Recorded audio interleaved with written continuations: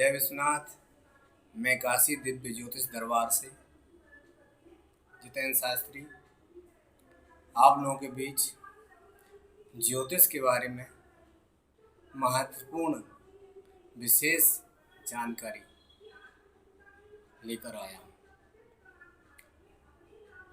ज्योतिष का विषय एक बृहद विषय है। इसकी आपके लिए जानकारी होना बहुत ज़रूरी है। अगर आपको जीवन को आसान बनाना है और जीवन को कठिन बनाना है तो आपको किसी के पास जाने की ज़रूरत नहीं है। अगर आपको आसान बनाना है तो अच्छे एस्ट्रोलॉजर के पास, एस्ट्रोलॉजर ज्योतिष का जो जानकार उसके पास जाइए, या किसी अच्छे गुरु जो अपने तपस्या से कुछ प्राप्त किया हो। जैसे आपने आजकल बागेश्वर धाम जी का नाम सुना होगा। आज मैं ज्योतिष में एक कुंडली में एक दोष होता है पितृदोष, उस पर बताने के लिए आया हूँ। पितृदोष में कई भ्रांतियाँ हैं। मेरे पास बहुत लोग आते हैं, गुरुजी किसी ने हमको पितृदोष बता दिया।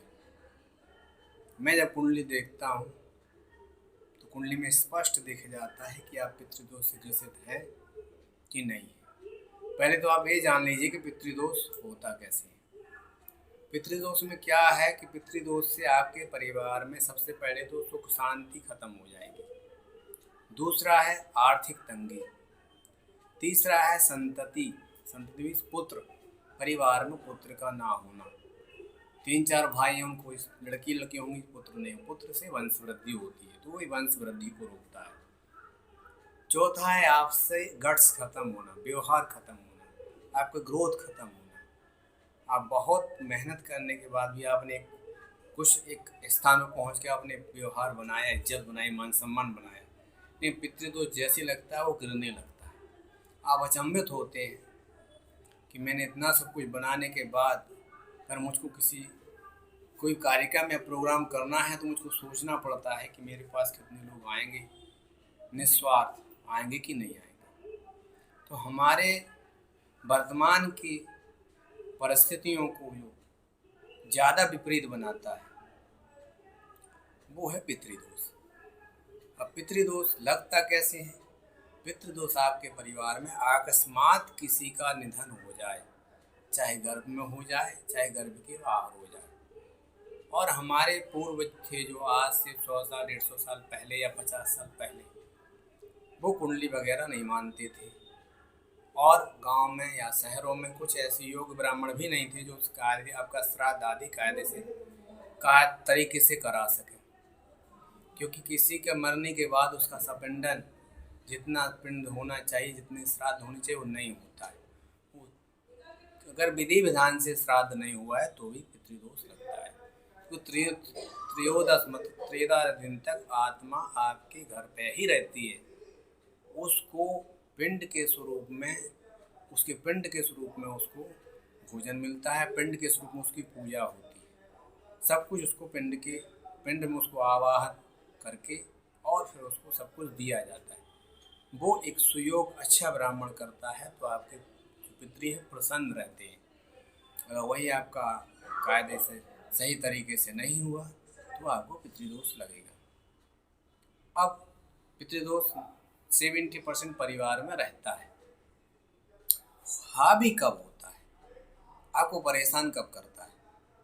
परेशान आपको जब करता है जब आप अपने माता पिता का अपमान करते हैं, पूर्वजों का अपमान करते हैं, पूर्वजों के लिए नहीं मानते हैं, पूर्वजों की आप बात नहीं मानते हैं, और एक समय के अनुसार अपने आप को आप बहुत बड़ा समझने लगते हैं।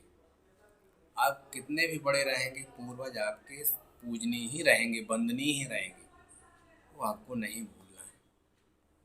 मेरे एक सज्जन आए थे मेरे पास, बोलने लगे गुरुजी हमारी कुंडली पितृदोष है। मैंने क्या आपकी कुंडली पितृदोष है? लेकिन पितृदोष हावी नहीं है कि अपने माता पिता के लिए, अपने पूर्वजों के लिए श्राद्ध आदि आपने किया कायदे से। आपके ऊपर की पीढ़ी ने सही से नहीं किया, लेकिन आपने किया। आपने त्रिपिंडी श्राद्ध कराया, श्रीमद् भागवत का पाठ कराया, तो पितृदोष दिखेगा जरूर, लेकिन आपको परेशान नहीं करेगा। तो पितृदोष की शांति के लिए आपको त्रिपिंडी श्राद्ध पितृपक्ष में या किसी भी अमावस्या वाले दिन कराना चाहिए।